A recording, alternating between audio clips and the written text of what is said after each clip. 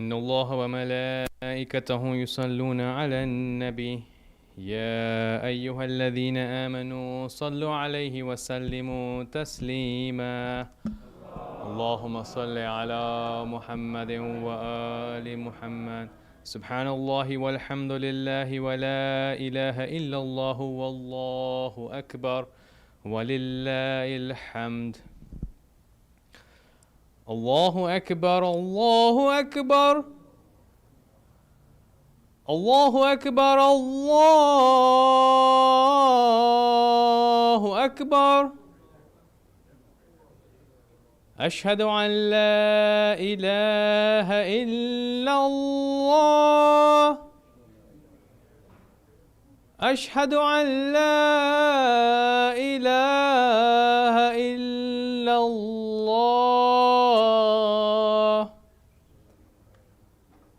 أشهد أن محمدا رسول الله اللهم صل على محمد وآل محمد أشهد أن محمدا رسول الله اللهم صل على محمد وآل محمد أشهد أن مولانا أمير المؤمنين وإمام المتقين عليا ولي الله صلوات الله وسلامه عليه أشهد أن مولانا أمير المؤمنين وإمام المتقين عليا حجة الله صلوات الله وسلامه عليه حي على الصلاة حي على الصلاة حي على الفلاح حي على الفلاح حي على خير العمل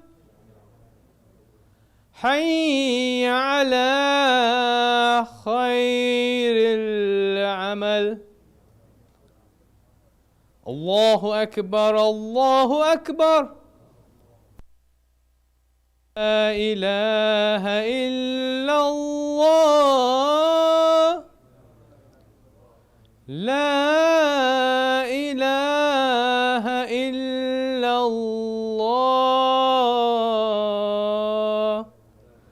إن الله وملائكته يصلون على النبي يا أيها الذين آمنوا صلوا عليه وسلموا تسليما اللهم صل على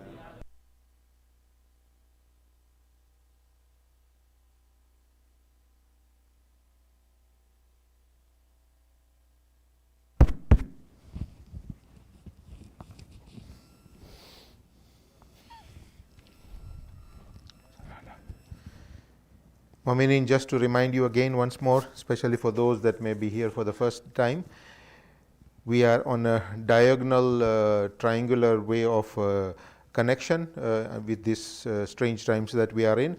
Therefore, it's very important that you put your feet, your heels on the blue line that's out there. So you'll put your heels on the blue line and you will put your sajdaga where the sign says sajdaga. It's very important you do that because that is the way the connection is established. If you move away from that, the connections are broken, and that gives us that would make the namaz jamaat very, very difficult.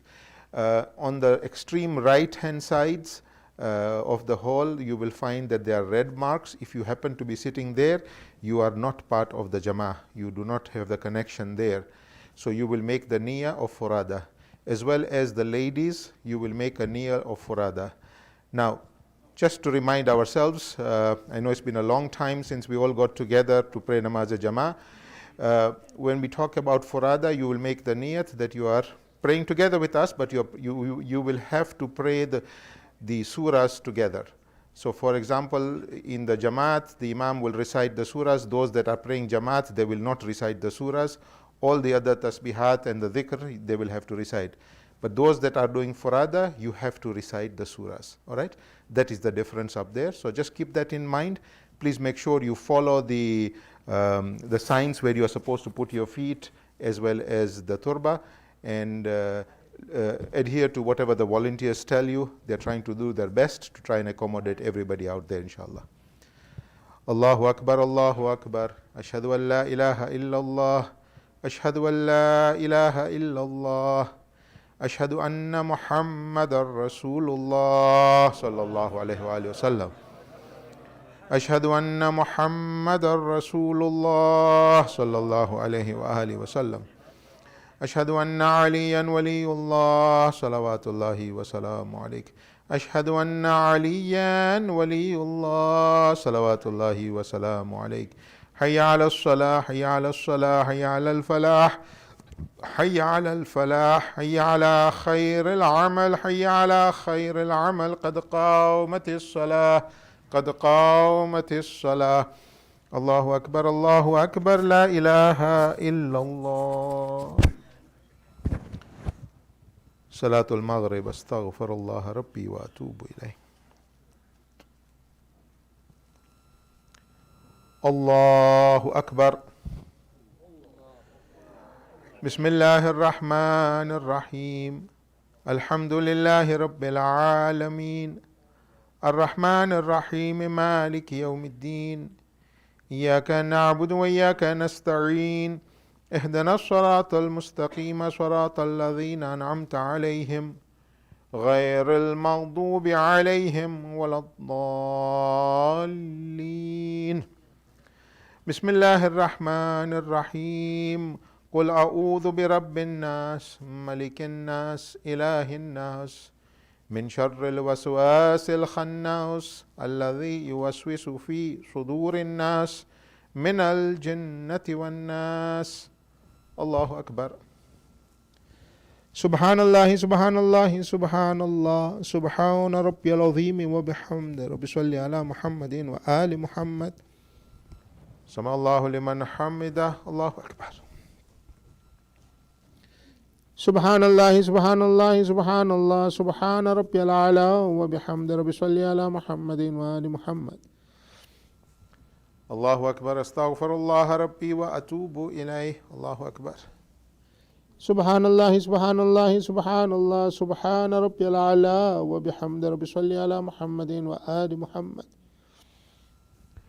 الله أكبر حول الله وقوته أقوم وأقعد بسم الله الرحمن الرحيم الحمد لله رب العالمين الرحمن الرحيم مالك يوم الدين إياك نعبد وإياك نستعين اهدنا الصراط المستقيم صراط الذين أنعمت عليهم غير المغضوب عليهم ولا الضالين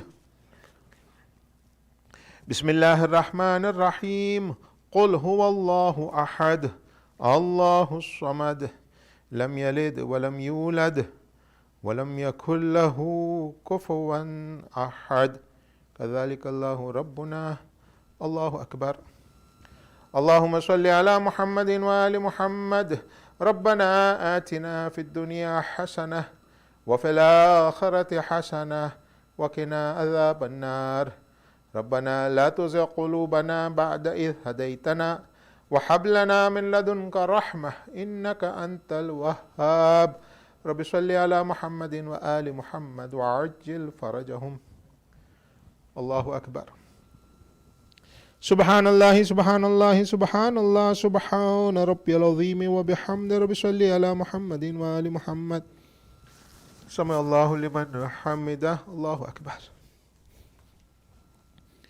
سبحان الله سبحان الله سبحان الله سبحان ربي الأعلى وبحمده رب صل على محمد وآل محمد الله أكبر أستغفر الله ربي وأتوب إليه الله أكبر سبحان الله سبحان الله سبحان الله سبحان ربي الأعلى وبحمده رب صل على محمد وآل محمد الله أكبر الحمد لله أشهد أن لا إله إلا الله وحده لا شريك له وأشهد أن محمدا عبده ورسوله.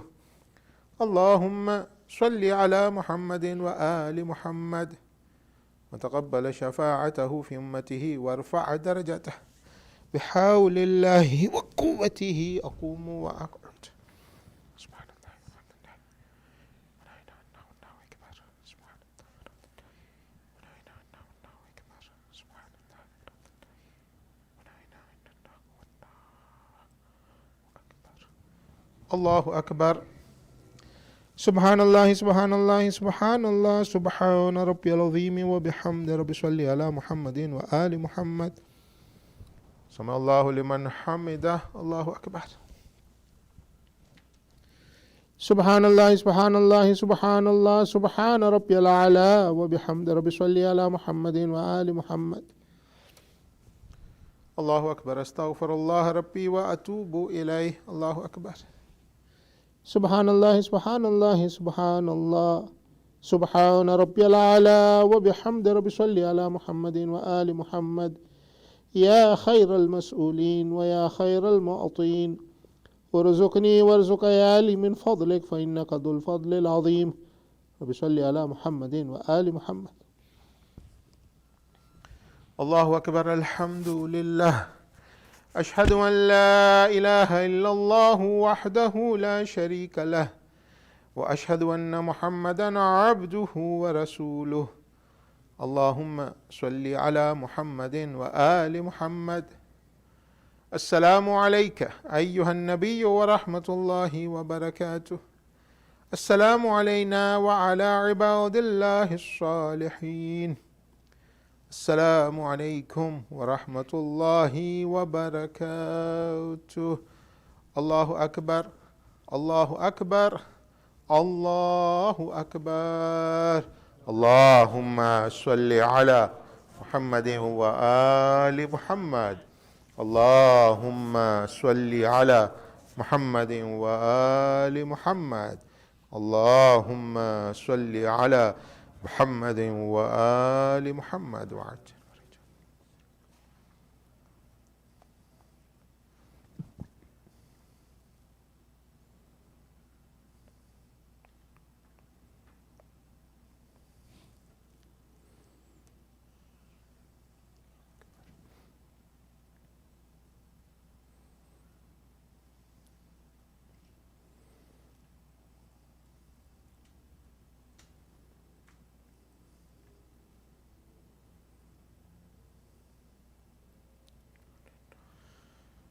سبحان الله.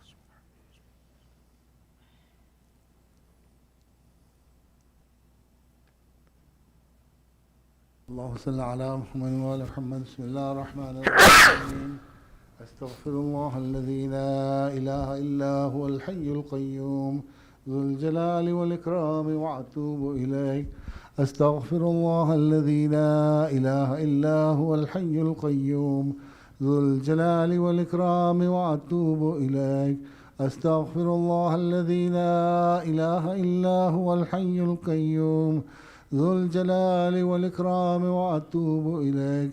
بسم الله الرحمن الرحيم. اللهم صل على محمد وآل محمد. اللهم إني أسألك موجبات رحمتك وعزائم مغفرتك والنجاة من النار ومن كل بلية والفوز بالجنة والرضوان في دار السلام وجوار نبيك محمد عليه وآله السلام. اللهم ما بنا من نعمة فمنك لا إله إلا أنت. أستغفرك وأتوب إليك.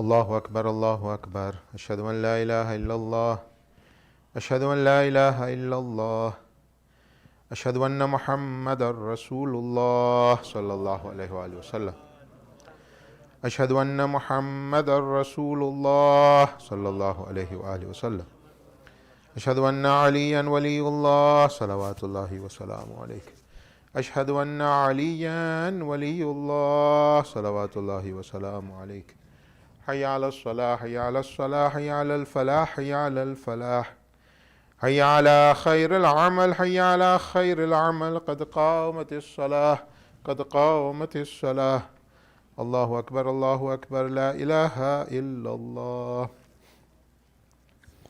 أستغفر الله ربي وأتوب إليه.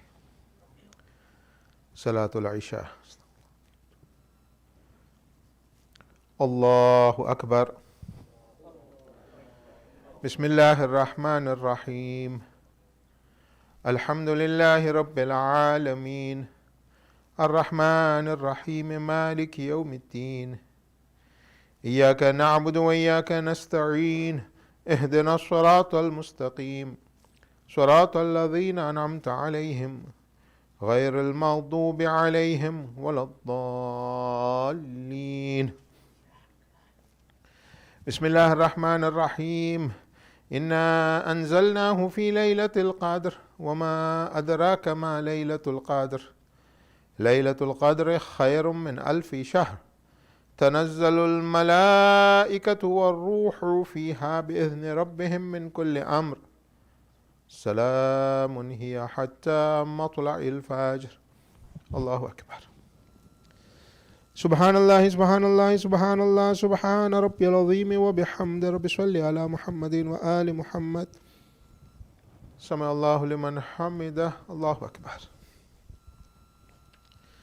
سبحان الله سبحان الله سبحان الله سبحان ربي الأعلى وبحمد ربي صل على محمد وآل محمد. الله أكبر. أستغفر الله ربي وأتوب إليه. الله أكبر. سبحان الله سبحان الله سبحان الله سبحان ربي الأعلى وبحمد ربي صل على محمد وآل محمد. الله أكبر. حول الله وقوته يقوم وأقعد. بسم الله الرحمن الرحيم. الحمد لله رب العالمين الرحمن الرحيم مالك يوم الدين إياك نعبد وإياك نستعين اهدنا الصراط المستقيم صراط الذين أنعمت عليهم غير المغضوب عليهم ولا الضالين. بسم الله الرحمن الرحيم. قل هو الله أحد الله الصمد لم يلد ولم يولد ولم يكن له كفوا أحد كذلك الله ربنا. الله أكبر. اللهم صل على محمد وآل محمد. ربنا اغفر لي ولوالدي وللمؤمنين يوم يقوم الحساب. رب ارحمهما كما ربياني صغيرا. رب أدخلني مدخل صدق وأخرجني مخرج صدق واجعل لي من لدنك سلطانا نصيرا. رب صل على محمد وآل محمد وعجل فرجهم. الله أكبر. سبحان الله سبحان الله سبحان الله سبحان ربي العظيم وبحمد ربي صل على محمد وآل محمد. سمع الله لمن حمده. الله أكبر. سبحان الله سبحان الله سبحان الله سبحان ربي الأعلى وبحمد ربي صل على محمد وآل محمد. الله أكبر. أستغفر الله ربي وأتوب إليه. الله أكبر. سبحان الله سبحان الله سبحان الله سبحان ربي الأعلى وبحمد ربي صل على محمد وآل محمد. الله أكبر. الحمد لله. أشهد أن لا إله إلا الله وحده لا شريك له وأشهد أن محمدا عبده ورسوله. اللهم صل على محمد وآل محمد وتقبل شفاعته في أمته وارفع درجته. حول الله وقوته أقوم وأقعد.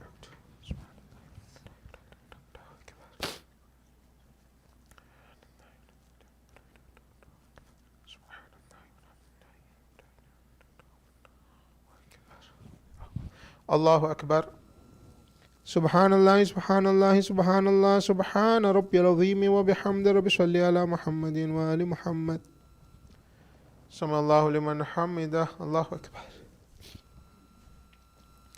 Subhanallah, Subhanallah, Subhanallah, Subhana Rabbiyal A'la wa bihamdi Rabbi salli ala Muhammadin wa ali Muhammad. Allahu Akbar. Astaghfirullah Rabbi wa atubu ilayh. Allahu Akbar. Subhanallah, Subhanallah, Subhanallah, Subhana Rabbiyal A'la wa bihamdi Rabbi salli ala Muhammadin wa ali Muhammad. Allahu Akbar. Hawlillahi wa quwwatihi aqumu wa aq'ud.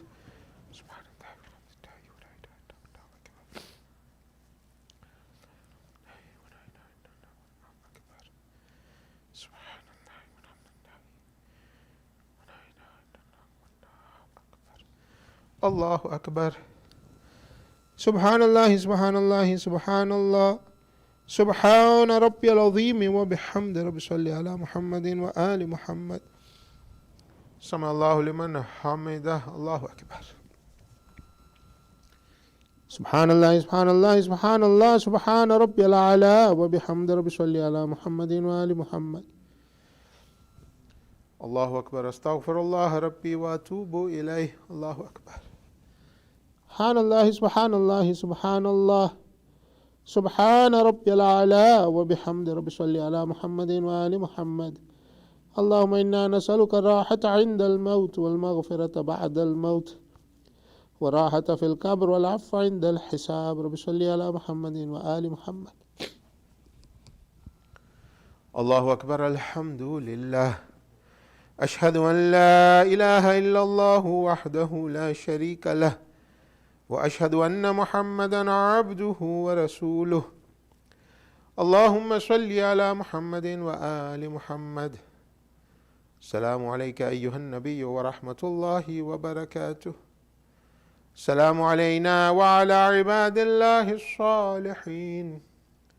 السلام عليكم ورحمة الله وبركاته. الله أكبر. الله أكبر. الله أكبر. اللهم صل على محمد وآل محمد.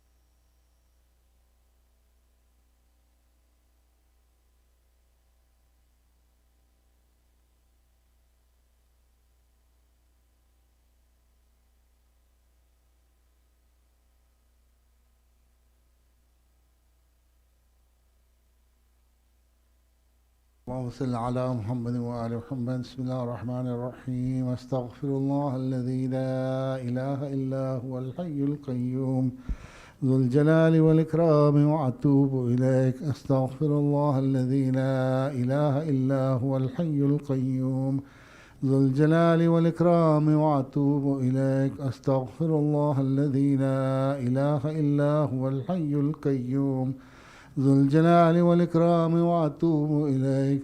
اللهم صل على محمد وآل محمد. بسم الله الرحمن الرحيم. اللهم إنه ليس لي علم بموضع رزقي وإنما أطلبه بخطرات تخطر على قلبي فأعجل في طلبه البلدان فأنا فيما أنا طالب كالحيران لا أدري في سهل هو في جبل أم في أرض أم في سماء أم في بر أم في بحر وعلى يدي من ومن قبل من وقد علمت أن علمه عندك وأسبابه بيدك وأنت الذي تقسمه بلطفك وتسببه برحمتك. اللهم فصل على محمد وآله واجعل يا ربي رزقك لي واسعا ومطلبه سهلا ومأخذه قريبا ولا تؤنني بطلب ما لم تقدر لي فيه رزقا فإنك غني عن أنائي وأنا فقير إلى رحمتك. فصل على محمد وآله وجد على عبدك بفضلك إنك ذو الفضل العظيم. اللهم صل على محمد وآل محمد. سورة مباركة الفاتحة.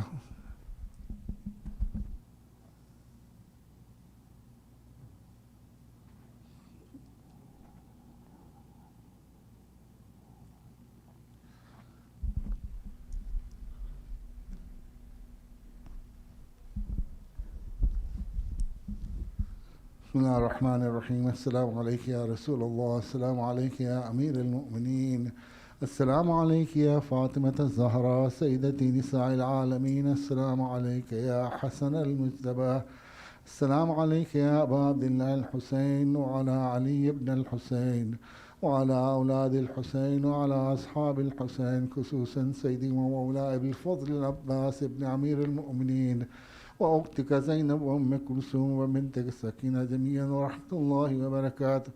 السلام عليك يا علي زين العابدين، السلام عليك يا محمد الباقر، السلام عليك يا جعفر الصادق، السلام عليك يا موسى الكاظم ورحمة الله وبركاته.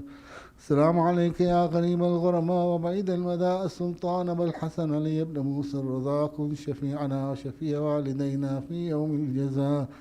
وعلى أختك فاطمة المعصومة ورحمة الله وبركاته. السلام عليك يا علي النقي، السلام عليك يا حسن الأسكري، السلام عليك يا سيدي ويا مولاي يا صاحب العصر والزمان، السلام عليك يا خليفة الرحمن، السلام عليك يا شريك القرآن، السلام عليك يا كعبة الإيمان، السلام عليك يا إمامنا وإمام الإنس والجان. عجل الله فرجك وسهل الله تعالى مخرجك وظهورك، وجعلنا من أنصارك وأعوانك ومن المستشهدين بين يديك. والسلام عليكم جميعا ورحمة الله وبركاته. بسم الله الرحمن الرحيم. اللهم كن لوليك الحجة ابن الحسن صلواتك عليه وعلى آبائه في هذه الساعة وفي كل ساعة وليا وحافظا وقائدا وناصرا ودليلا وأينا حتى تسكنه أرضك طوعا وتمتعه فيها طويلا برحمتك يا أرحم الراحمين. اللهم صل على محمد وآل محمد.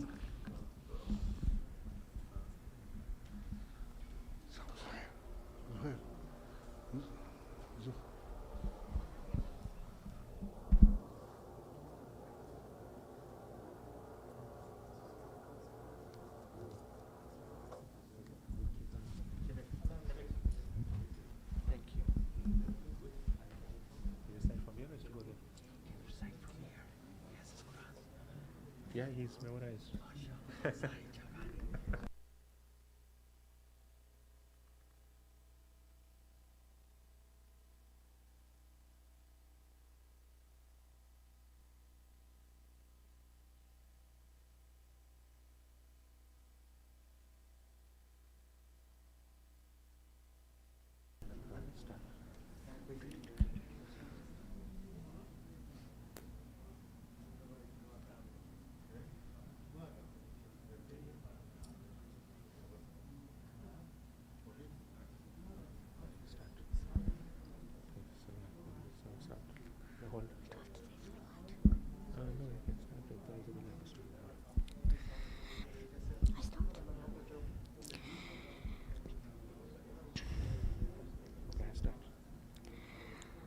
أعوذ بالله من الشيطان الرجيم.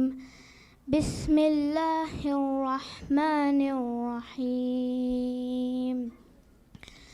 سبح اسم ربك الأعلى الذي خلق فسوى والذي قدر فهدى والذي أخرج المرعى فجعله غثاء أهوى سنقرئك فلا تنسى إلا ما شاء الله إنه يعلم الجهر ما يخفى ونيسرك لليسرى فذكر إن نفعت الذكرى سيذكر من يخشى ويتجنبها الأشقى الذي يصلى النار الكبرى ثم لا يموت فيها ولا يحيا قد أفلح من تزكى وذكر اسم ربه فصلى بل تؤثرون الحياة الدنيا والآخرة خير وأبقى إن هذا لفي الصحف الأولى صحف إبراهيم وموسى صدق الله العلي العظيم.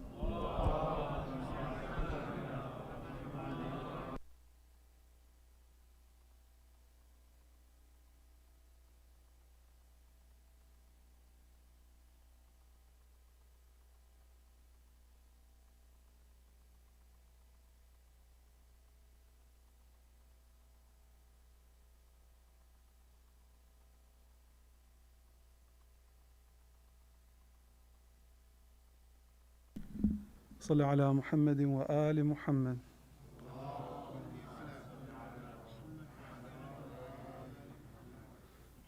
आज भी ज़ैनब की आती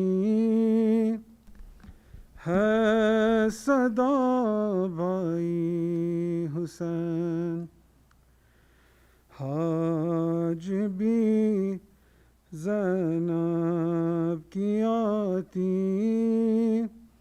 है सदा भाई हुसैन तेरा चेहरा तेरी आँखें भूल कब पाई हुसैन आज भी ज़ैनब की आती है सदा भाई हुसैन चलते नाके से गिराया खुद को जलती रेत पे चलते नाके से गिराया खुद को जलती रेत पे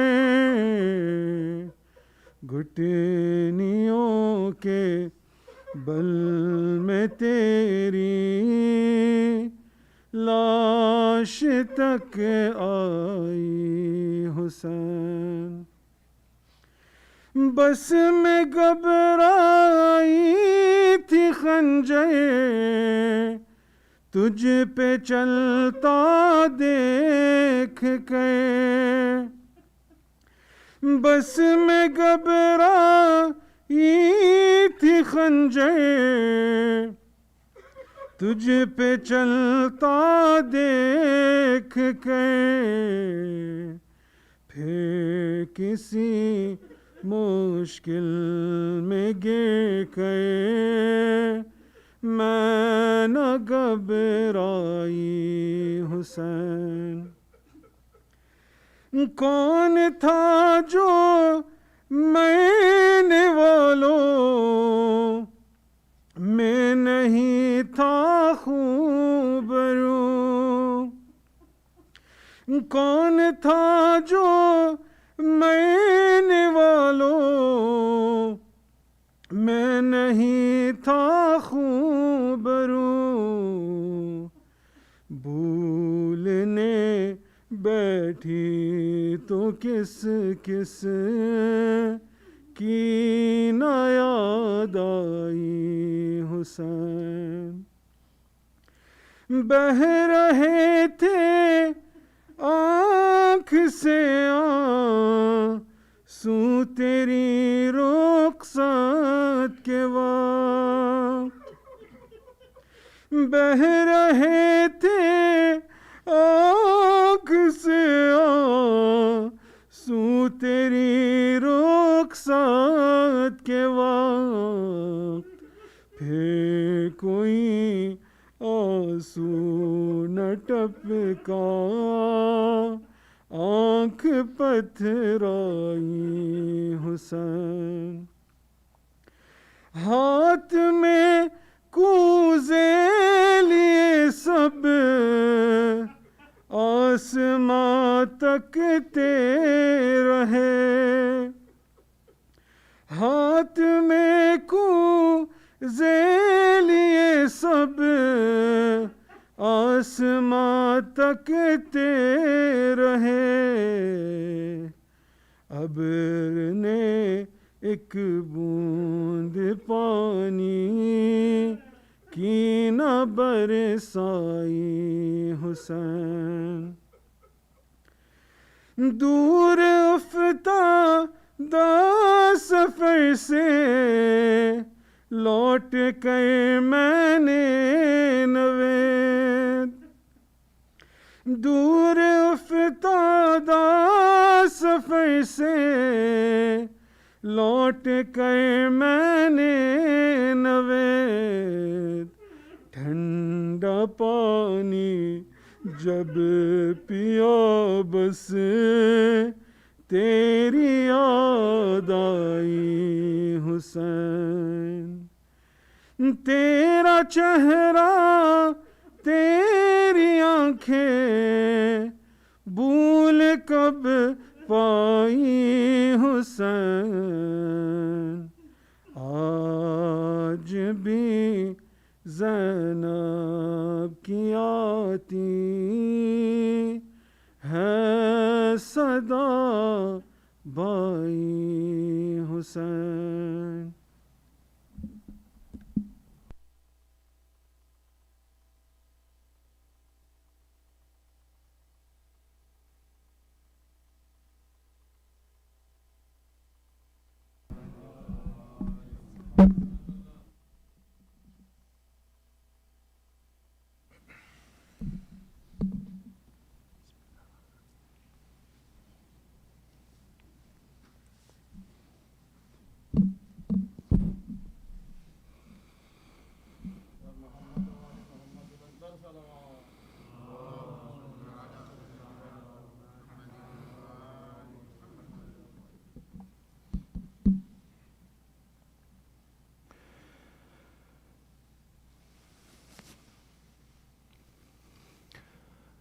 हुर आ रहा है अकबर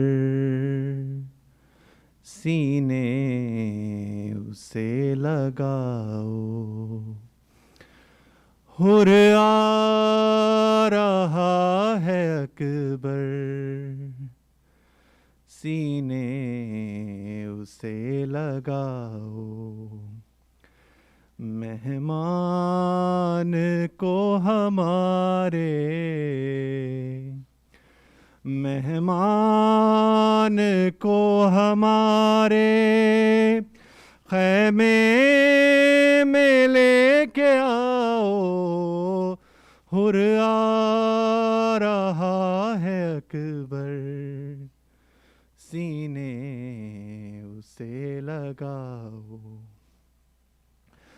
खुद याद होगा तुझको पानी था उसने रोका।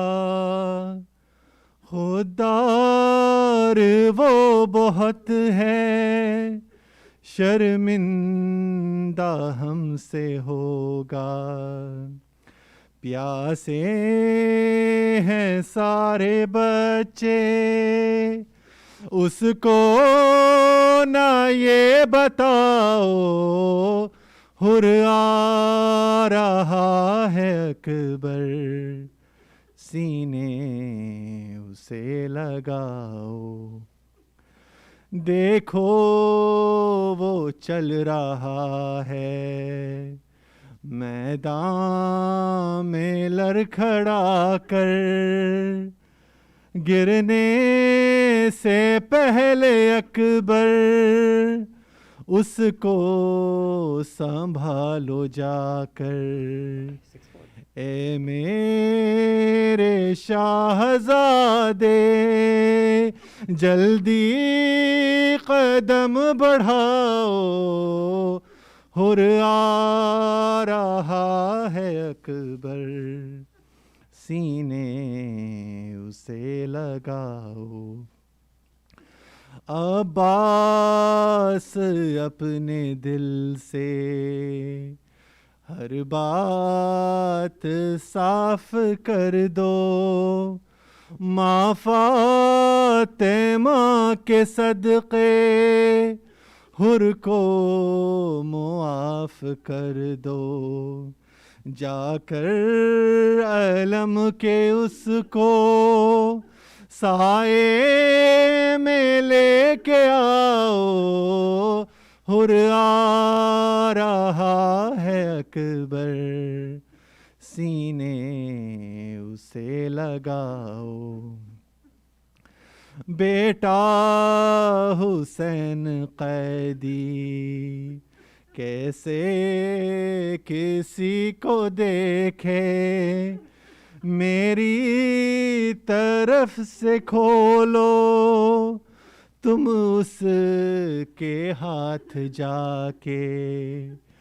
बाबा खफा नहीं है, जाकर उसे बताओ, हुर आ रहा है अकबर, सीने उसे लगाओ। तुमसे भी पहले मरने जाएगा उसका बेटा, जी भर के देख ले वो अपने पिसर का चेहरा। कम वक्त रह गया है, जाकर उसे बताओ, हुर आ रहा है अकबर, सीने उसे लगाओ। ताहशर ये करीमी सब याद ही रखेंगे, मेहमान का पसीना खुद साफ हम करेंगे। फिजा हमारी माँ का रूमाल लेके आओ, हुर आ रहा है अकबर, सीने उसे लगाओ। जिस दम सुनी अली की बेटी ने ये सदाएं, आंसू बहा के उसको देने लगी दुआएं। बच्चों से फिर ये बोली, हुर को गले लगाओ, हुर आ रहा है अकबर, सीने उसे लगाओ। माँ फातिमा के लब पर उसके लिए दुआ है, गुर्बत में उसने हम पर एहसान कर दिया है। हुर के गुलाम को भी इज्जत से लेके आओ, हुर आ रहा है अकबर, सीने उसे लगाओ। सज्जाद क्या बयां हो, कहती थी बिन्ते ज़हरा, भाई की जान बचाने एक और हबीब आया। मेरा सलाम फिजा पहुँचा के उसको आओ, हुर आ रहा है अकबर, सीने उसे लगाओ। मेहमान को हमारे, मेहमान को हमारे खैमे में लेके आओ, हुर आ रहा है अकबर, सीने उसे लगाओ। सूरतुल मुबारकतुल फातिहा।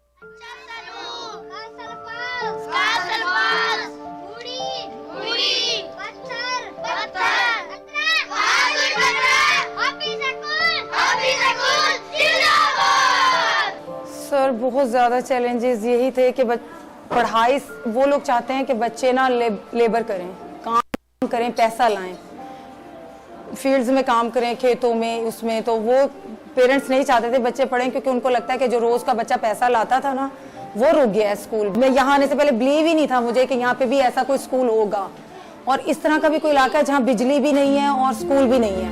1 2 3 4 5 6 7 8 2 2 3 4 5 6 7 8 है दुआ बन के तमन्ना मेरी, जिंदगी शम्मा की सूरत खुदाया मेरी।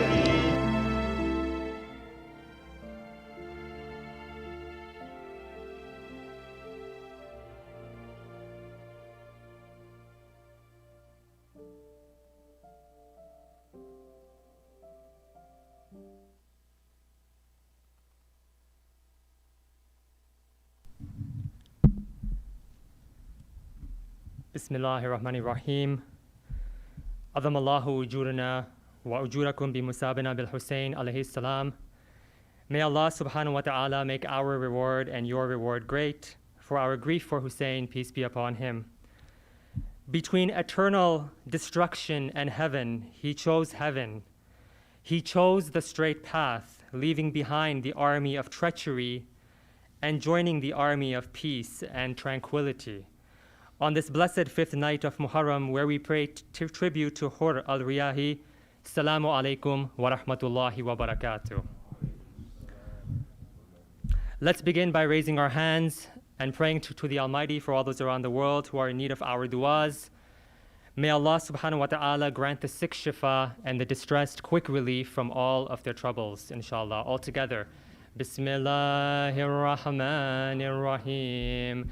عما يجيب المضطر إذا دعا ويكشف السوء عما يجيب المضطر إذا دعا ويكشف السوء عما يجيب المضطر إذا دعا ويكشف السوء عما يجيب المضطر إذا دعا ويكشف السوء عما يجيب المضطر إذا دعا ويكشف السوء.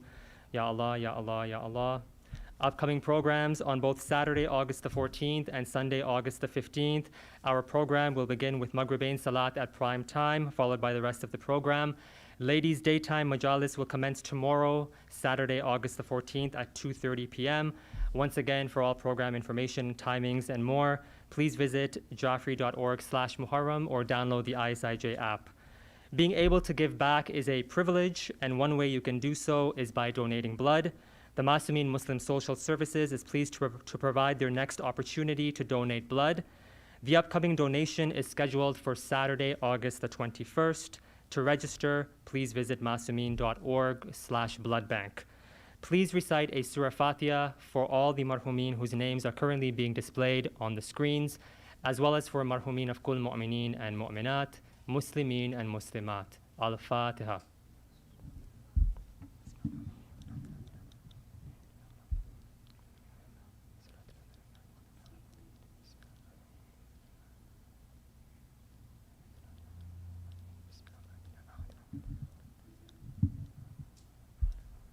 And now, in true Masumeen spirit, please rise and let's welcome Sayyid Asad Jafri to the minbar with 3 loud salawats. Allahumma salli ala Muhammad wa ali Muhammad. Allahumma salli ala Muhammad wa ali Muhammad. Allahumma salli ala Muhammad wa ali Muhammad.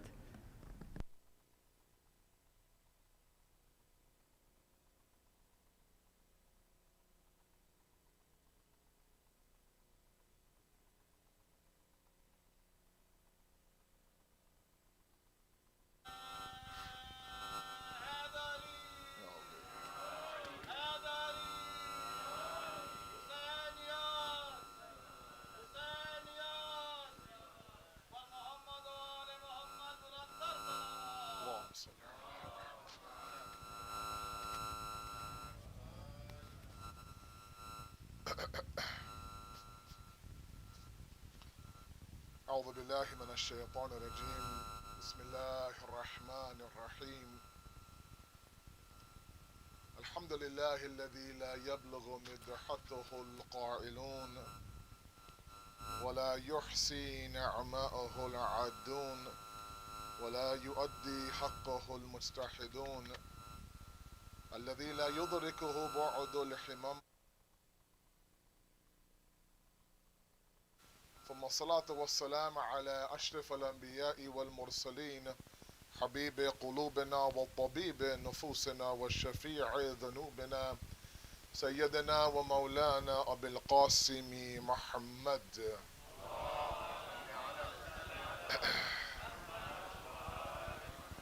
وأهل بيته الطيبين الطاهرين المعصومين المظلومين لا سيما بقية الله في الأرضين صاحب العصر والزمان خليفة الرحمن إمام الإنس والجان ولعن الله أعداهم أجمعين إلى يوم الدين أما بعد فقد قال الله وقوله الحق بسم الله الرحمن الرحيم والذين جاهدوا فينا لنهدينهم سبلنا وإن الله لمع المحسنين صلوات على محمد وآل محمد.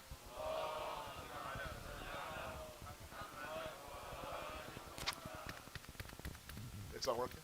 It's not working. Okay. I don't have the voice to project right now.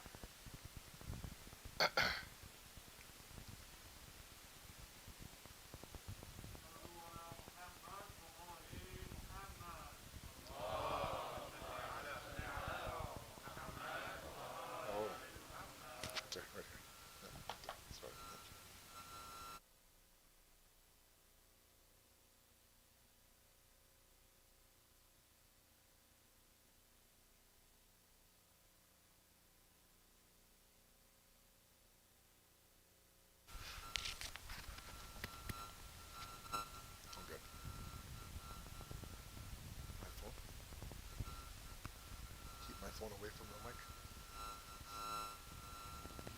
Okay. Is it the right channel? That's good? It's on 8.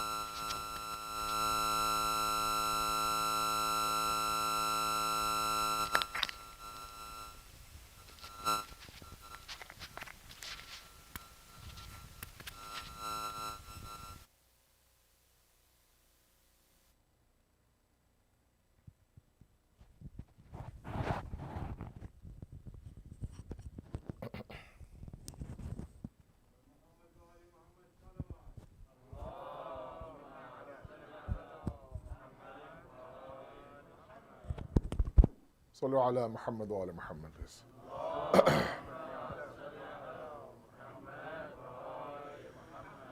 Cultivating an Islamic identity has been an ongoing topic. Tonight is lecture number 5. And we have reached the halfway point of our Ashra, alhamdulillah. The past 2 nights we have been looking at the components of an Islamic identity. This will be the last lecture on this mini-series. From tomorrow we look at the barriers of an Islamic identity. Why is it that it's so hard for us to cultivate one? That inshallah will begin tomorrow night. For the past 2 nights now, if you remember my discussion 2 nights ago, we talked about the I-ness inside of us, the who-ness inside of us. But ultimately, the question of identity is a question when we answer the question of who are we? And I mentioned to all of you that within Islamic theology is a whole comprehensive talk about the I inside of us, that immaterial I, that ruh-i mujarrad, that's not bound by space or time, or is not found inside the physical world. And it is an I that we need to constantly work on, to build, to strengthen, to preserve. And one such way to do that was the talk from yesterday, which was about the power of our thoughts. And how sometimes the way we think defines who we are. And hopefully you didn't forget my 6-link chain. Fikr and mail, fa'il and khulq, malaka and dhat, inshallah. That a thought can very easily become our actions, that can become our disposition, that can become somebody we are known as. And my purpose last night was to talk about the triggers of our thought, and to my young guys to understand the power of those triggers. Now, one point I wanted to make as a correction or an addition from last night was that I'm not asking any of you or myself to be surrounded by only the Masumeen or the infallible. Of course not. There will be moments where the negativity is inside of you. There's thoughts that are quite toxic, that are quite destructive in nature. Sometimes they enter into our thoughts. Sometimes we have a bad day, and sometimes we just want to shut the world off. I'm not saying to be a robot, nor am I being unrealistic to think that we always have to have positive thoughts. My only point yesterday was, do not underestimate the power of your thoughts. And where you're able now to kind of cultivate those planters of those seeds of thoughts, then choose those cultivators carefully. Be it your spouse, be it your friends, be it what you watch and what you listen to, all of that has an impact on who you are. And in tonight's discussion, I want to look at the idea that identity and the cultivation of it actually is a mind, body, and soul reality.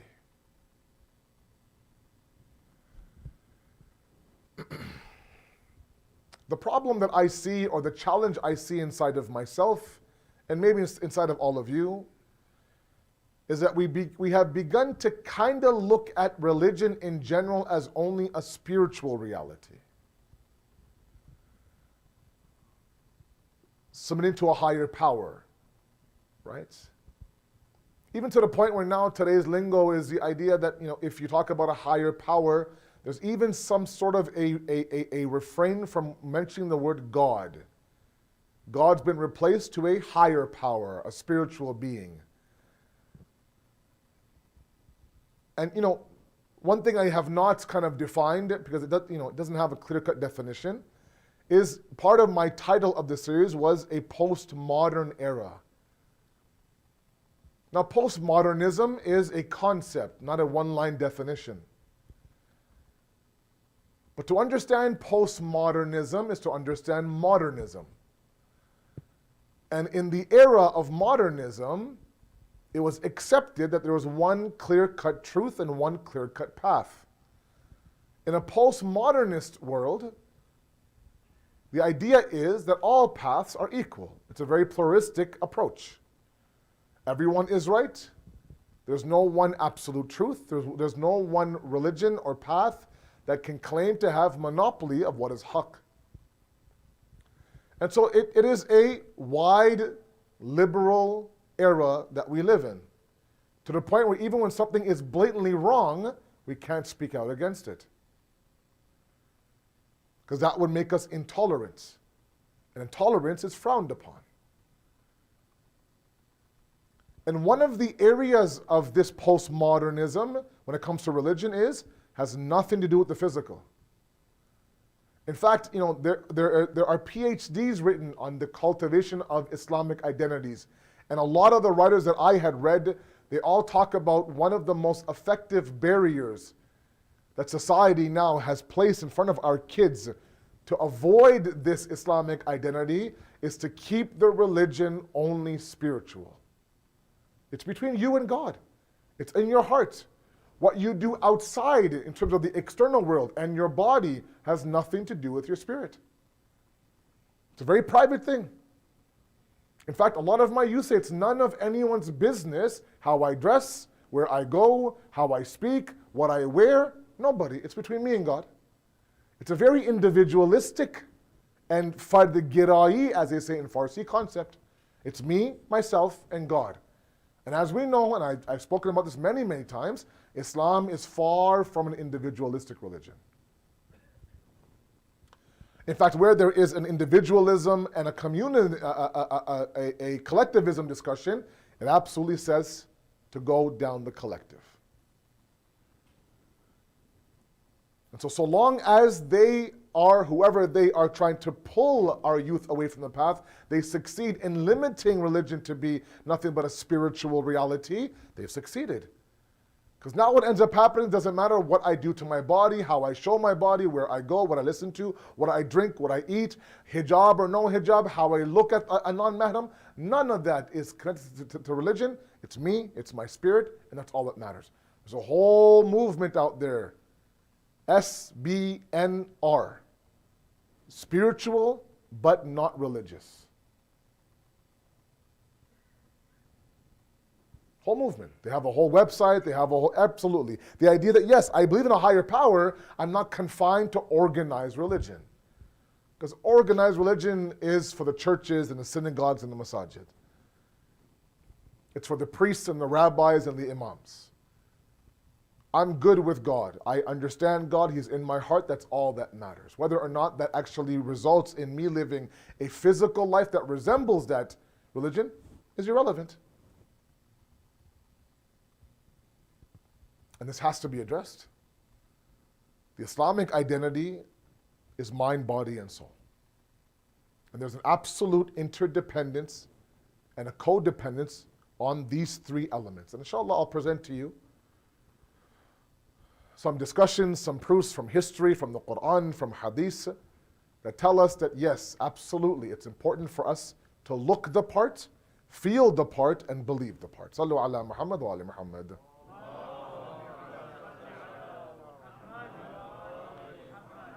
Because discussions like modesty. What does Islam get to define what modesty is?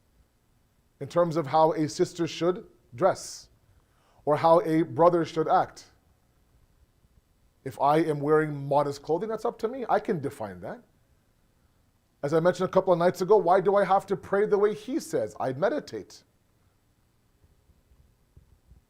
All these discussions are happening more and more. And there are some of my youth who are bold and ask. There are some who internally kind of have these questions and they leave them there. And that's even more dangerous sometimes. They don't go out and actually clear up the doubts. Because the reality is that before even the spirit is even developed and the heart is even ready, it's the body that initially now begins the path of spirituality. Sometimes we have no idea as children. Some of my young kids in the audience, they fast because everyone else is fasting. They pray, they have no idea why they're bowing down, why they're prostrating, why it's 2 sujood, 1 ruku, no idea, but they're doing it. And I want to initially now discuss a process called tafheem. Again, I go back to the book of Adab al-Salat of Imam Khomeini rahmatullah alayh. A beautiful, beautiful text. The etiquettes of salat, over 60 chapters, 60 durus on namaz. As I mentioned now before, the first half of the book is the adab of the qalb, the etiquette of the heart. Before he even talks about salat in terms of qibla and makan and libas and qiyam and adhan, he has 17 different discussions on the heart. You have to get the internal kingdom ready in order to benefit from salat properly. One discussion in that book is called tafhim. Tafhim means incorporation. And let me do my best to explain this concept. Sallu ala Muhammad wa ala Muhammad.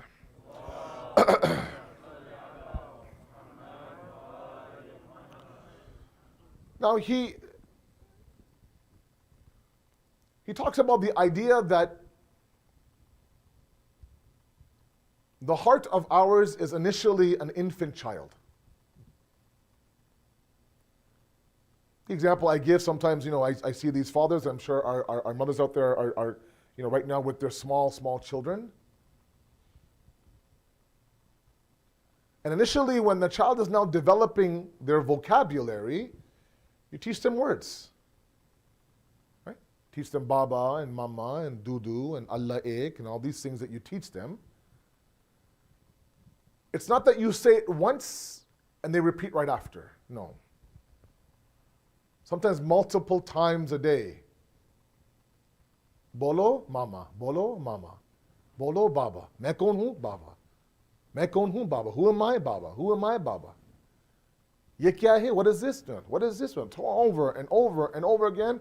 He's looking at you like, what are you talking about right now? What are you saying right now? But you keep at it, you keep at it, you keep at it. You keep repeating yourself and repeating yourself and repeating yourself until one day he says, without you even saying a word, Baba. You're like, oh, he said Baba. That's called tafhim, incorporation. Through repetition, things incorporate into the existence of the human being.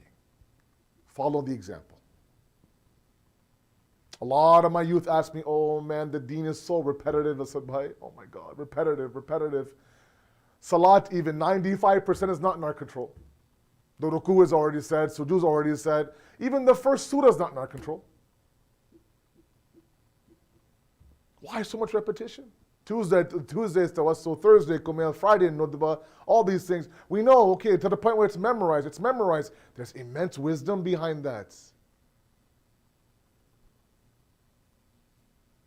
I've given the example before. This is such an important discussion. I cannot stress enough how important this discussion is. I don't want any of my young guys out there to accept this idea. Doesn't matter how I look on the outside, how I dress on the outside, what I say, what I listen to, what I eat, what I drink, has no bearing on my spirituality. It absolutely does. And I'm coming. I have lots to say tonight. And I have a lot of energy, alhamdulillah, right now.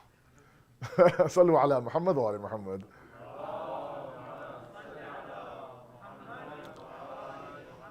So given the example of the baba, dudu, mama example, come to Imam Khomeini. He says the heart is just like that child, the heart.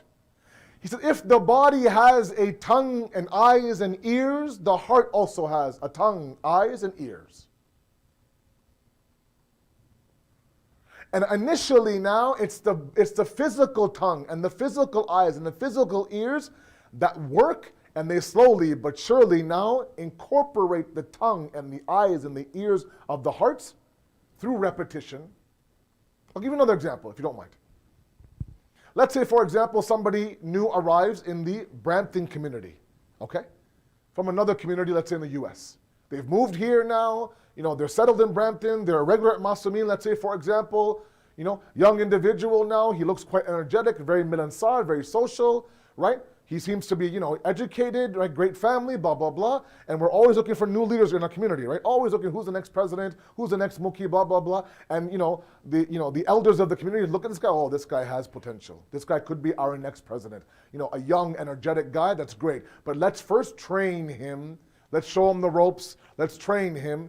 right? So some of the foundational members here at Masumeen now, slowly but surely incorporate him, give him a little bit of responsibility. You give the announcement one day, you do this, look after that, book the alim, blah, blah, blah. Slowly but surely now, they train him to the point where now they ready him and then he leads them. It's ajib, right? It's quite a ajib process. I'm training you to eventually follow you. You ready now? Great. Now you are my president. Whatever you say, I'll do. This is tafhim, incorporation. Exactly what Imam Khomeini says the body does to the heart. The body says, Subhanallah, Subhanallah, Subhanallah. Says Maliki Yawmiddin, says Iyaka na'budu wa Iyaka nasta'een, and tells the heart, Bolo Maliki Yawmiddin, Bolo Maliki Yawmiddin, say Allahu Akbar, say this, say that, over and over and over again until that newborn heart now one day itself says to the tongue, Maliki Yawmiddin.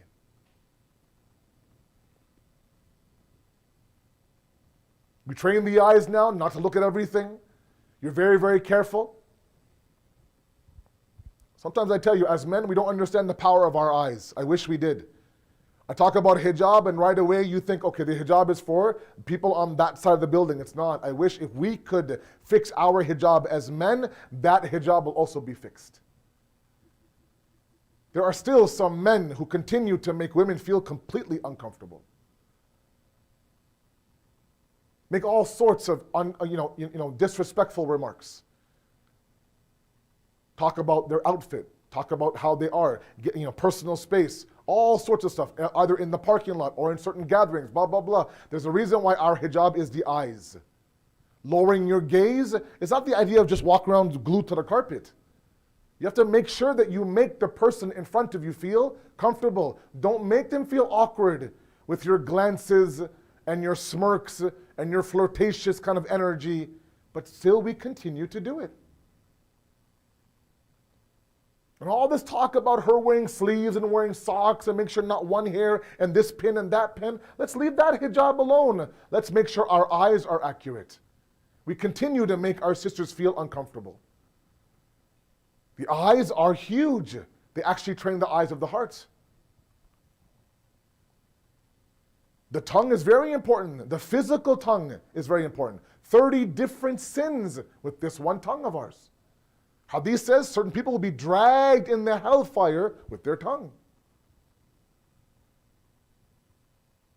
Jirmuhu saghiru, jurmuhu thaqilu, Imam Ali says. Allahu Akbar. The lisan, the tongue, its jirm is small.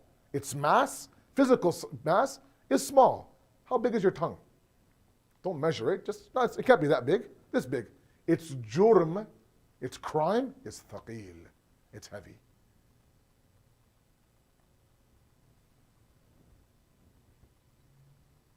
The wounds of the tongue sometimes never heal. Physical scars come and go. God knows I've scraped my knees when I was younger so many times. Now I can't find them. They heal, they scab, they're gone. But sometimes the things that have been said to me 20, 30 years ago echo in my heart and mind still up until today. So ears, eyes, tongue, these are training agents to this newfound heart inside of us, this new blood now that's entered our system. Now when a person turns baligh now, the heart now, like that young guy entering Masumeen, saying, okay, I'm here, I'm baligh now, my aql is ready, my intellect is ready, now I need to be trained. So repeat this, 34 times this, 33 times this, 70 times this, 7 times this, 10 times this, over and over and over again. And we think, oh, God likes this idea of repetition. No, there's a process happening here. And now once the heart is ready, once the physical tongue trains the internal tongue, the eyes train the internal eyes, the ears train the internal ears, that's when the physical tongue, the physical eyes, the physical ears take a back seat. Now you tell me when to speak. Allahu Akbar. You tell me where to look. You tell me what to listen to. That's a mu'min. And when you reach a level now where you are completely in tune with Allah subhanahu wa ta'ala, it's no longer your tongue, it's the tongue of Allah. It's not your eyes, it's the eyes of Allah. It's not your ears, it's the ears of Allah. Meaning what? Everything you say, you look at, you hear, you speak, is God, is God, is God. Imam Ali alayhi salatu wasalam, Allahumma salli ala. He says, I have not seen a single shay, ma ra'aytu shay'an. I have not seen anything illa except that I saw Allah ma'ahu qabluhu wa fihi. With it, before it, and in it. That's hard to do. So now when you hear these fadaili points sometimes from the member that drive the Wahhabis crazy, that Imam Ali is Aynullah, Lisanullah, Wajhullah, Yadullah, this is not shirk. This is a man now who's reached a level where even when he extends his hand, it's for God. When he speaks, it's for God. When he sees, it's for God. Meaning God, it's almost as if God says, look, Ali, it's okay, let me take over. When you look, it's like me looking. That only happens when there is a deep-rooted level of tafheem happening, from the body to the spirit.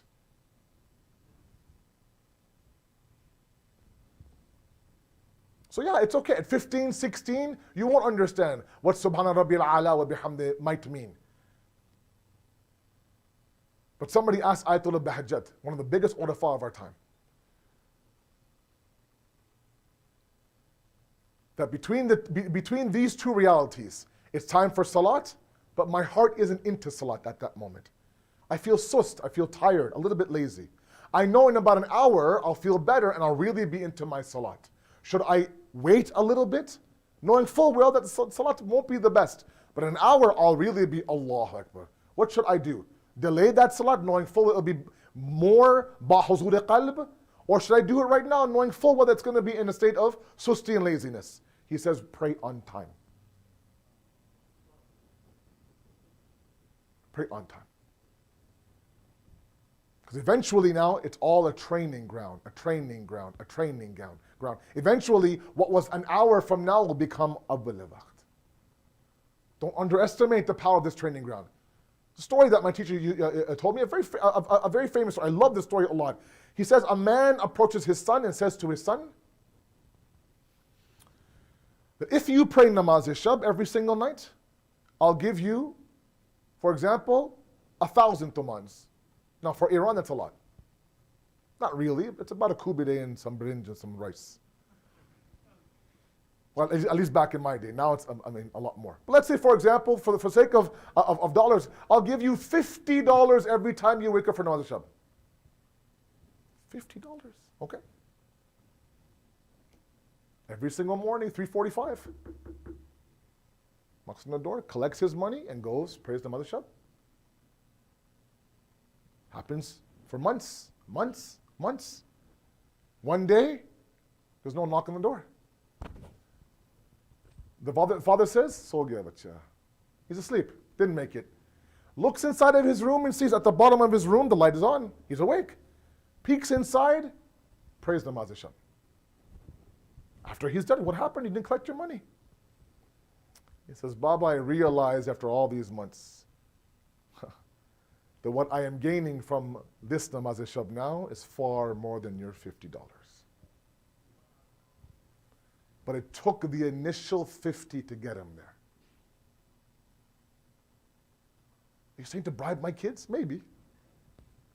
It's okay, it says reward them. Even God says, if you pray, I'll give you Jannah. Nothing wrong with that. But after a while, the purpose is that it's not about the 50. If you clean your room, I'll give you a candy. It works for a 10-year-old.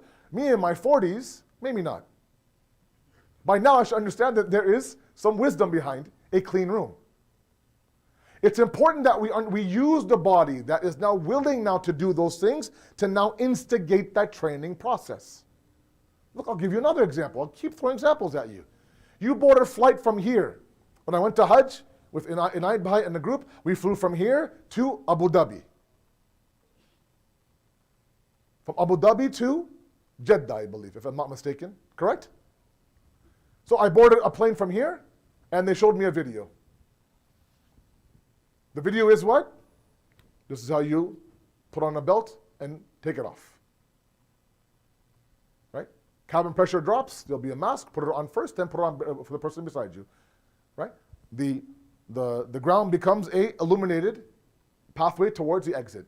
Exits are here, here, here, right? Your seat is a flotation device. You've all heard it 1,000 times. Okay. I land in Abu Dhabi, then I fly towards Jeddah, the exact same video.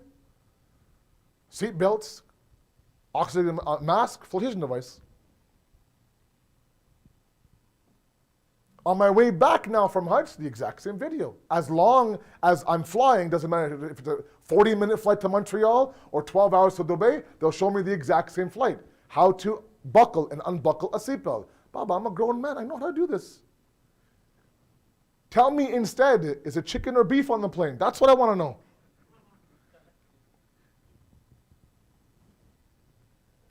And then when I asked the pilot, why don't you tell me what the menu is on the plane?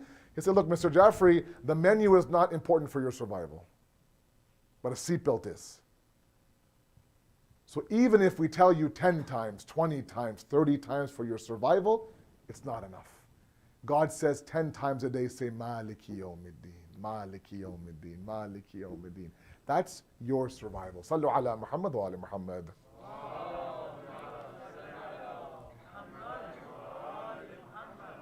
So yes, this tafheem process from body to spirit is absolutely there. And the spirit catches up later. And eventually should overtake the body, where now the soul now dictates to the body. Don't go here, don't say this, watch your tongue. That's why Imam Ali says, a wise man, what? His tongue is behind his intellect. I mean, leading the way is the intellect, then is a zaban. It's not like those people like me, I say something, then I think about, oh, I shouldn't have said that. Always remember one thing I always say. As long as we are quiet, we are in control of our words. We're the master, my words are the slave of me. The moment I utter those words, the words become the master, I become the slave. If those words are causing fire, fire, fire, as a slave I have to go, put out that fire, put out that fire, put out that fire.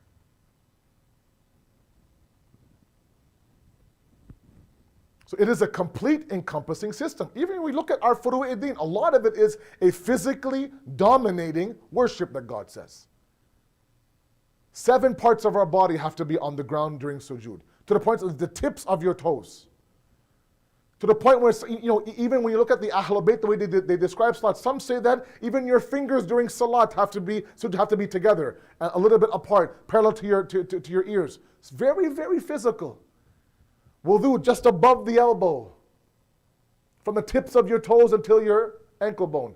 Hajj, keeping your left shoulder to the Kaaba. So specific, so physical.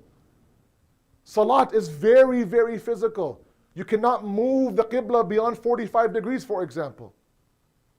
You can't swivel your head. You can't eat during Salat. You can't talk during Salat. You can't sleep during Salat. That's all physical. But is that the purpose? No. They're all meant to be connectors to the spirit. And if Salat is the ruh of ibadat, and it is, Allah says the perfect Salat is the one where the body is still, the mind is still, and the spirit is still as well.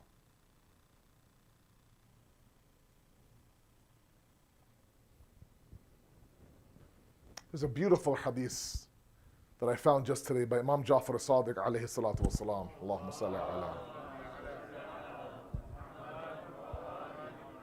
He says, مَا ضَعَفَ الْبَدَنِ مِمَّا قَوِيَتْ عَلَيْهِ النِّيَّةِ. Oh, he says the body will never tire, will never become za'if based on the strength of the niyyah.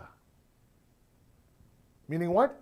You ever see people who really intend to do something? They're doing their passion project. Like there are volunteers right now outside that will stand there from now until midnight. If you ask them, don't your feet hurt? Aren't you tired? No, Sayyid, I can go all night. I love this stuff. For Imam Hussein, no way. I told myself on the first night that this is my niyat, this is my mannat, I'm going to do it. I set my mind to it, and now my body won't give out. There are some people that when they're doing what they love doing, they never get tired physically. Then there are those who are doing what they don't want to do. Within 5 minutes, they're tired. Ask your kid to clean their room. Oh, Bob, I'm tired. Ask your kid to play basketball. He can play for hours. When the niyat is set and you understand that niyat, the body says, I won't get tired until the niyat is confirmed. Meaning what? From the mind to the body, a direct connection. Those of us who suffer from mental health issues, anxiety, stress, depression, there's no physical element there? Is there a physical dimension? Absolutely. Those who are depressed, those who have depression, think about the clothes you wear, think about how you move, think about getting out of bed. Those are all physical elements, even though the mind is the one that's going through the anxiety.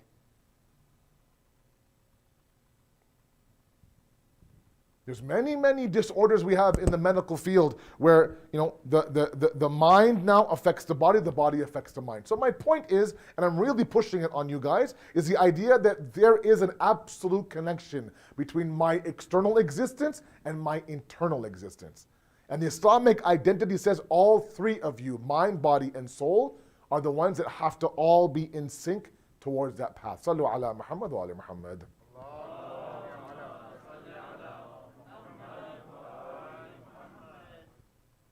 For example, the Christians of Najran who came to see the Prophet during the event of Mubahala.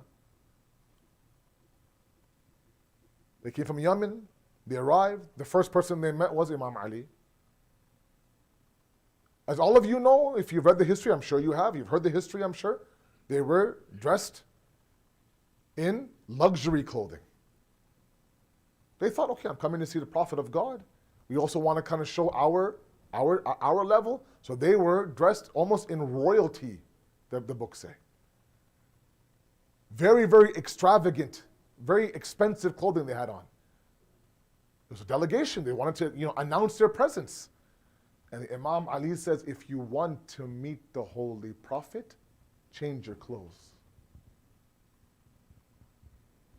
Simplify your dress. Now, if they accept what we accept today, they'd say, what difference does it make between our intentions and our heart and our spirit to what I'm wearing? The Prophet is saying there is absolutely a connection. Sometimes how you present yourself physically to yourself, forget anybody else, to yourself, is a direct reflection of how you see yourself internally.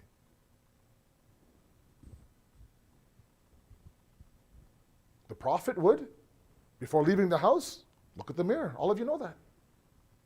The Prophet would keep a comb in his musalla. And it's supposed to have the comb, a little bit of the beard and the hair in between salat. All these things are there. For what reason?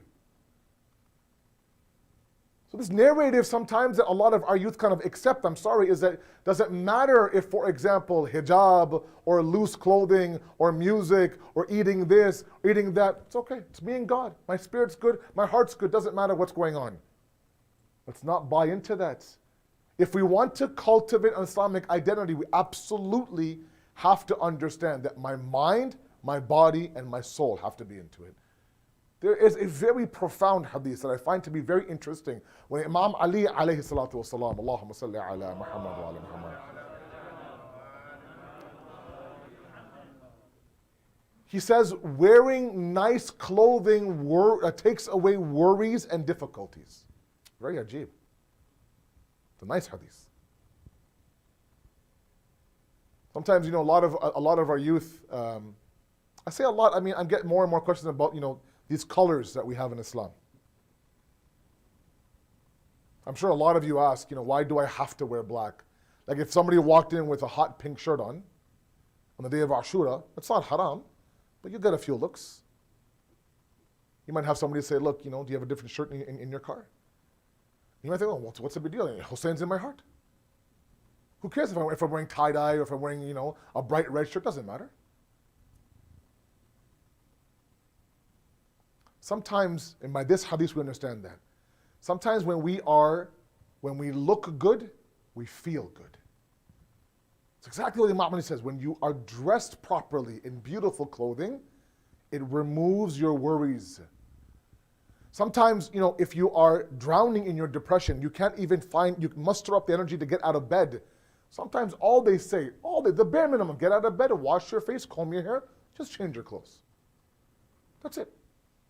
I mean, I'm not an expert up here, but sometimes those who are in their pajamas from morning till night, wake up in the same clothes, sleep in the same clothes, that has an immense impact on your internal state.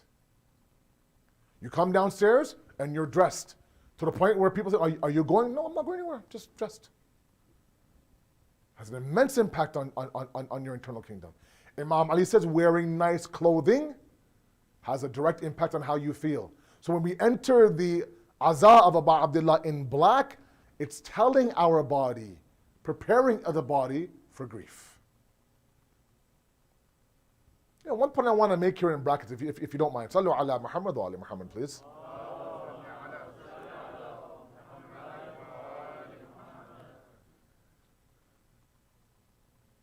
I told myself this year I wouldn't address these things, but I can't resist.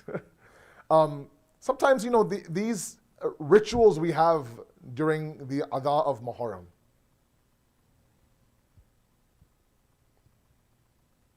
Things like Matam, for example. Not that I'm here trying to explain what Matam is, but I think it's important.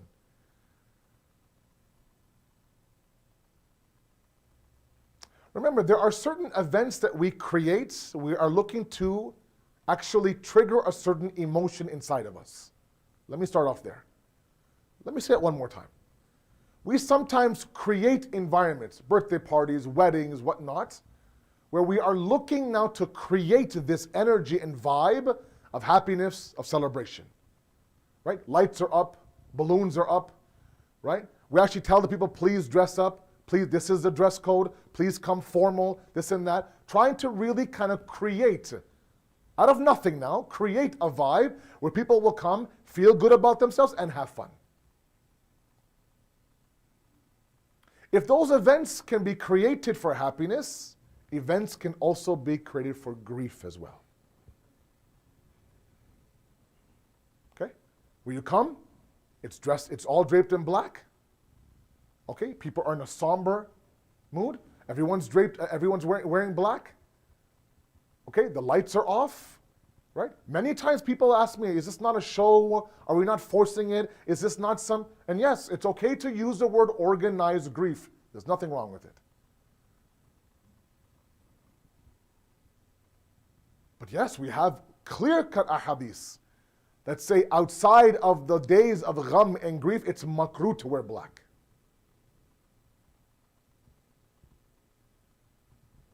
But in these types of, majalis and gatherings, yes, there is a concerted effort to create an atmosphere of grief. To the point where hadith says, if you are not able to cry, make a frowning face. Put your head down and bury your head in your hands. Even if you don't understand the masaib in a different language, there's etiquette.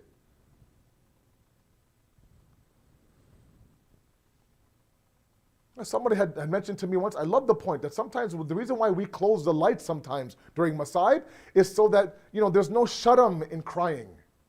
You can cry without anybody watching you while you cry. Part of that is an external factor. You're trying to trigger their heart with an emotion externally, from the external to the internal. My point is that when Islam and the Ahkam talk about physical dressing, and there's lots of things about, there is a book of Alama Tabatabai that's been translated by Sheikh Tahir Jafar, who came last year, I think, for Muharram here, not here, but virtually. Amazing scholar, did amazing work, still works very hard out of I think, Africa. And the book is called Sunanun Nabi. It's online, it's available, you can buy it. It is an entire book on the very, very minute details of the Prophet's life. Everything from the colors he wore, to the side of the body he slept on, to the way he used to comb his hair, to the length of his beard, everything. A lot of effort has been put into collecting these ahadiths. All to avoid the idea that Islam has nothing to do with the physical. It does.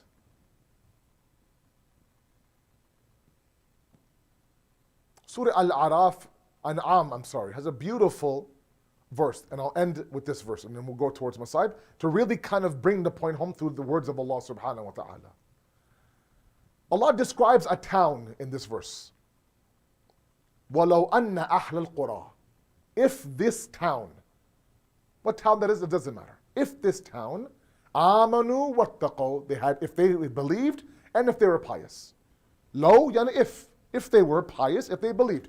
If the people of this town were pious and believed, if they did all that, Allah says, لَفَتَحْنَا عَلَيْهِمْ بَرَكَاتٍ مِنْ سَمَوَاتِ وَالْأَرْضِ.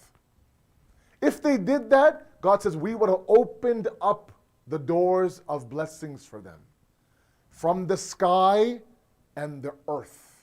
Follow the tafsir a little bit. Amanu wattaqaw. Belief, piety. These are internal realities, spiritual realities. Sometimes you don't know if a person is in a state of piety or not by looking at them. It's a very much internal state, absolutely. But God says the result of your spiritual reality is that I will give you physical blessings. Follow the connection now. God says, if they were, وَلَوْ أَنَّ أَهْلَ الْقُرَىٰ آمَنُوا وَاتَّقَوْا, if they had belief and they were pious, I would open the doors of barakat, of blessings. Samawat, of course, is immaterial, invisible, but ardh means there's rain, there's vegetation, there's food, there's water. Those are all blessings of Allah that are very physical. Meaning he's saying your spiritual state absolutely impacts the physical reality.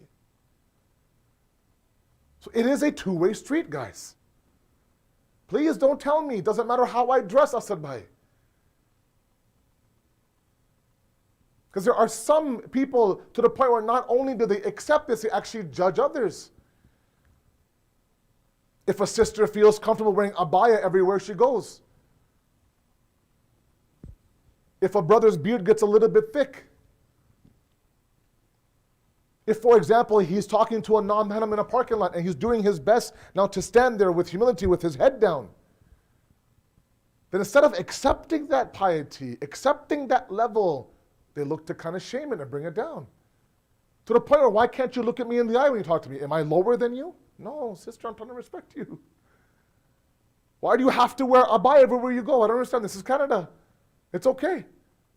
Meaning, for some reason, their actions are a threat to somebody else. Why? Let them go through their journey. They've understood that, look, sometimes for me to ignite my spirit, I have to look at the parts. That's very much an Islamic reality. Don't forget tafheem, incorporation. We're trying to do that sometimes from the external to the internal. And yes, if we want to find out the levels, absolutely, the spirit is the command central of the existence. No doubt about it. When that salat infiltrates the soul, then we've done something. But there are components that are physical that we can't deny. God says now in the beginning of the month of Ramadan to refrain yourself from food and water with the hopes that by the time you get to the nights of Qadr, not only is the stomach fasting, the eyes are fasting, the heart is fasting, the ears are fasting, there's aqsam and levels and maratib of fasting, levels of fasting. But it starts off with the physical. And one point I want to make here that I made just before Maghrib in Pickering is the fact that if we don't understand a certain ruling, last point then Masa'ib, if we don't understand a certain ruling, why do I have to wear this? Why can't I wear this? What's wrong with this? Why is this not included in this ruling? And we know it's from Allah subhanahu wa ta'ala. Always understand one point. If God makes sense to me, if He's certain for me, and this ruling is under doubts, meaning I don't understand it, then for the sake of the doubts, take the certain. Let me explain. Somebody asked me, for example, same example I gave, that I don't know if I still have wudu. How do I find out? Very simple. What do you know for sure? I did wudu for sure. I don't remember if I broke it or not. Then you have wudu. On the flip side, I went to the washroom, but I'm not sure if I did wudu afterwards. Then do wudu. Meaning what? Drop the doubt, take the certainty. Drop the doubt, take the certainty. When it comes to Allah and His rulings, if the ruling doesn't make sense to you, God does. I know enough about God that I know that He would never do anything that would put me in a state of oppression. So take that certainty and leave the doubt alone. Look, I'll give you one more example. I'm throwing examples at you guys. One more example. Let's say, for example, you know this brother's character. He's a good brother, pious, God-fearing, God-centric, great father, great husband, a mu'min brother, helps out, mashallah, everything. And everything you know about him is khair and good. And somebody calls you and say, look, just to let you know, I don't mean to burst your bubble, but this friend of yours, Mr. Piety, I saw him in a very difficult satanic position just half an hour ago. Coming out of that place or with this person or blah, blah, blah. You will resort to what you know about him, not what they're telling you. You'll say, look, because I know him very well, I'll give him 70 excuses. I won't all of a sudden now destroy everything I know about him because of your one report. I'll resort back to what I'm certain of, not what your eyes of doubt have told me. When it comes to God, we have to apply the same principle. Not everything that comes from God will make sense to us. I'm sorry. There are things that are controversial, that don't make sense. Why? In 2021, that's fine. You can question, you can doubt, that's fine. When it comes time for you to actually follow a ruling, resort to what you know about God, not what you doubt about Him. You know that He is merciful. You know that He's obsessed with your success. You know that He has done so much grace to bring you towards Jannah. Thousands of prophets, Masumeen, the parents, the Quran, the ulama. What hasn't He done to ensure your success? That much we know about Him. If this ayat, if this verse, if this fatwa doesn't make sense to me, that's okay. But He does make sense to me. Resort to what you know. Take the certainty, leave the doubt. If you do that, that doubt becomes certain after a while. Then you understand, okay, now I know why he did that. And a lot of you have gone through that epiphany. I know you have. In your beginning teenage years, why am I doing it? Why am I doing it? Why am I doing it? There were years I used to have this pit in my stomach for the month of Ramadan. I would fear it. I'd get Ramadan Kareem, Ramadan Mubarak. I'm like, no, I don't like Ramadan. It's tough for me. After many, many years of me doing it, now I start to realize why Allah says this is the most beautiful month of the year. Now I know why people would cry when Eid was announced. I don't want the month to end. One more day, one more day. But that's after a while. After that doubt becomes certainty for me. There's a lot of things Allah asks from you physically, from my sisters to my brothers, that you may not agree with, you may not even understand. Resort to what you know. You know Him, allow Him now to take over that discussion. Sallu ala Muhammad wa ala Muhammad.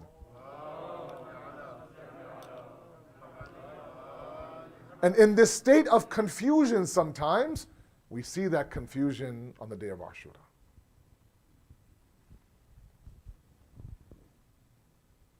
The story of Hur, Janabi Hur, is an incredible one. The epitome of hope and mercy and forgiveness. The absolute manifestation of a second chance. A living example of the fact that in God's world there is no point of no return. The absolute moment that one spark, one moment, one epiphany can change everything, can change your destiny. And before that fateful moment that Hur now makes his way towards Imam Hussein's army, he would show historically glimpses, moments where there was a hidden jewel inside of him. There was this faith inside of him. It just needed to be a little bit triggered, polished. The veils need to be a little bit removed. A lot of us now have this jewel inside of us, this jawhar inside of us, this diamond inside of us of faith.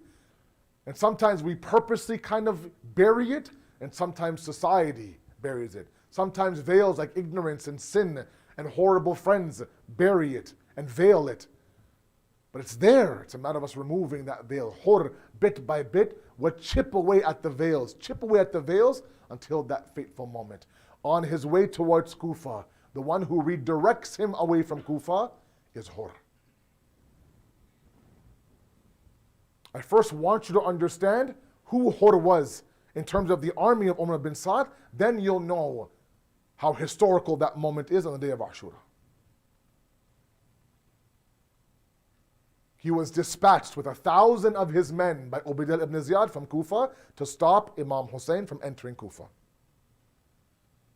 Redirected to a northern parts in Iraq, which later, of course, is known as Karbala. That initial confrontation outside of Karbala on the way to Kufa, where he was redirected, is very important historically.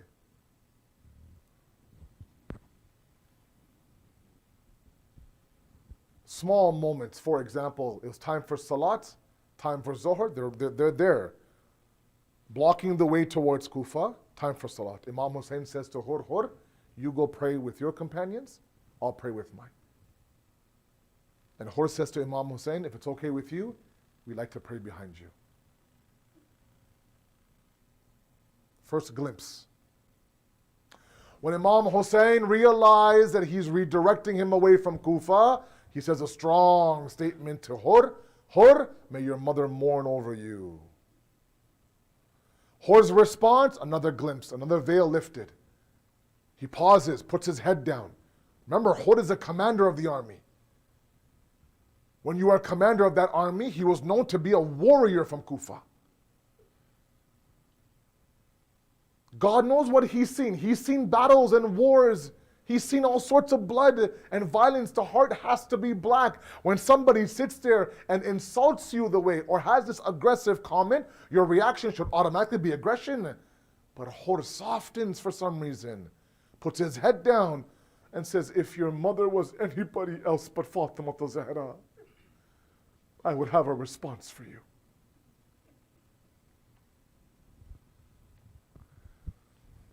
When Imam Hussein, at the exact same spot now, sees that Hur's men and horses are thirsty. Allahu Akbar. The generosity and sakhawat of my Mawla. Abbas, Ali Akbar, give them water. There was one soldier from Hur's army that approached Imam Hussein for water at the very last moments. He brought his horse. He says, if there's water left, can I get some water for my horse as well? Look at the karam of Imam Hussein now. He says himself, and this is in Shaykh Abbas Qummi's Nafas al-Mahmum, narrated verbatim. He says that Imam Hussein says, kneel down and drink from this mushk. Kneel down and drink from the water skin. He says, no matter how hard I tried to drink the water, it would fall out of my mouth. My horse wasn't able to drink properly. Imam Hussein then brought the mushk up more. He still wasn't able to drink properly. He says, at that moment now, Mawla Hussein now pours the water in his hands, carries the hand close to my mouth. I drank from the hands of Hussein, and he wouldn't move his hands until I was completely fulfilled. And my horse drank a lot of water. Why is that important? On the day of Ashura, Hur now is standing on his horse. He's facing the tent of Imam Hussein. The sounds of celebration coming from his tent. He asked Umar bin Sa'd, what's your plan today? What's the plan today? He said, I have to kill Hussein today. I have to kill Hussein today. Hur never realized that a battle would happen. He thought eventually they would come to some agreement. When he realized the son of Fatima's head would be separate from his body, then he stood there. And they say he rode a little bit away from his tent. A little bit away from his tent. To the point where somebody from his army now says, Hur, are you okay? Hur, is everything all right? You look so confused. I've never seen you like this. If anybody was to ask me who the bravest of all, I would say you. You're always so certain in your moment. What is this? What state do you find yourself in? That's when Hur says, I find myself standing between heaven and hell. It's at that moment that he grabs his son and they ride towards Imam Hussein. Some reports say that he was blindfolded. Some reports say that he came to Hussein with his hands behind his back, stopped a little bit away from Hussein, came off the horse, walking ever so slowly towards Imam Hussein, and there he stood a good distance away, and they say he began to salute Imam Hussein. Hur now falls on the ground to show that I am submitting, and then Hussein picks him up, hugs him, says, Hur, says, Mawla, please forgive me for what I've done to you. He says, Hur, when you were my enemy, I gave you all the water I had. Now that you're my brother, I don't have any water for you. Hussein, I don't want water from you. Give us permission to sacrifice our life for you. At that moment, when Hur's son now enters the Maidan of Karbala, and he fights, and he's killed, and he falls from the horse, he calls out to Hur, Assalamu alayka ya abata. Oh, my father, accept my salams. At that moment, Hur was about to now enter the Maidan to bring his Javan son back to the tent, but Hussein stops him. Abbas stops him. Hur, you're a Zaif father, Hur. That's a Javan son. You're an old father. That's a young son of yours. No Zaif father should ever carry the body of a Javan son. Hussein went. Abbas went. Brought the body back. At that moment, he made sure that Hur had his moment. Hey, Mawla Hussein, I'll say this much to you. You're so worried about the Zaifi of Hur, the Jalani of his son. But when your Ali Akbar calls you from the horse, Alayka minni salam, is there one person to say, Hussein, you're Zaif, Ali Akbar is Javan?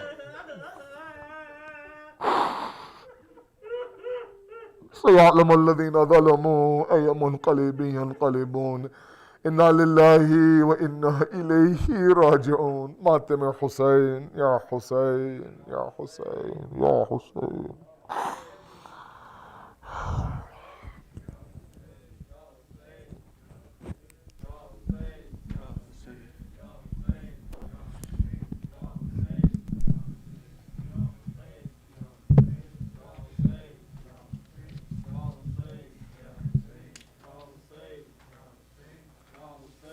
Ya Hussein, Ya Hussein, Ya Hussein.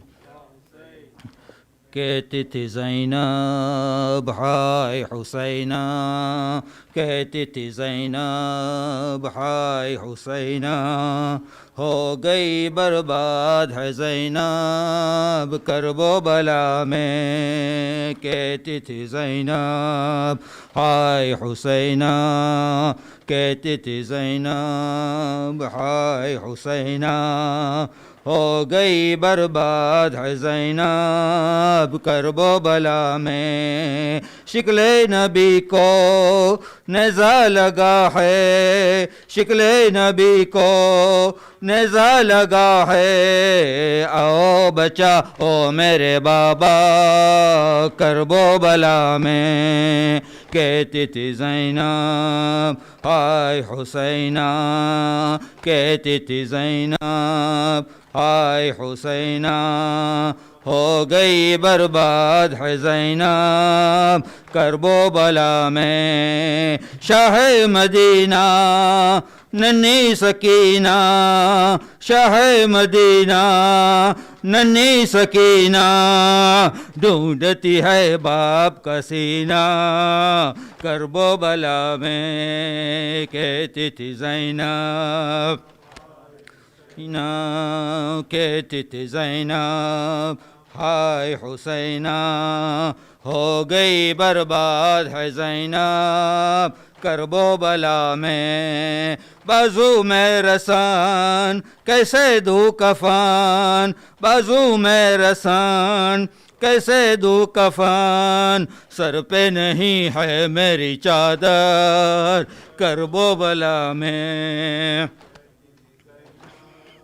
हाय हुसैना कहती थी ज़ैनब, हाय हुसैना हो गई बर्बाद है ज़ैनब करबो बला में। ए मेरे मौला हमको बुला लो, ए मेरे मौला हमको बुला लो, आके करे हम बेज़ियारत करबो बला में। कहती थी ज़ैनब हाय कहती ज़ैनब हुसैना हो गई बर्बाद है ज़ैनब करबो बला में। शाह मदीना नन्ही सकीना, शाह मदीना नन्ही सकीना ढूंढती है बाप का सीना करबो बला में।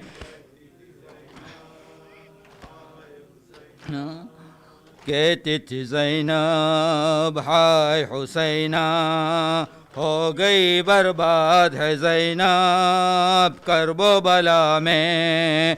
बाजू में रसान कैसे दूं कफन, बाजू में रसान कैसे दूं कफन, सर पे नहीं है मेरी चादर करबो बला में। कहती थी हुसैना कहती थी ज़ैनब हाय हुसैना हो गई बर्बाद है ज़ैनब करबो बला में।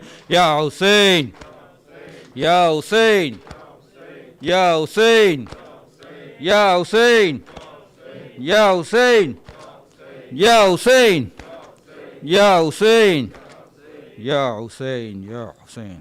रहमल्लाहु सूरतुल मुबारकतुल फातिहा।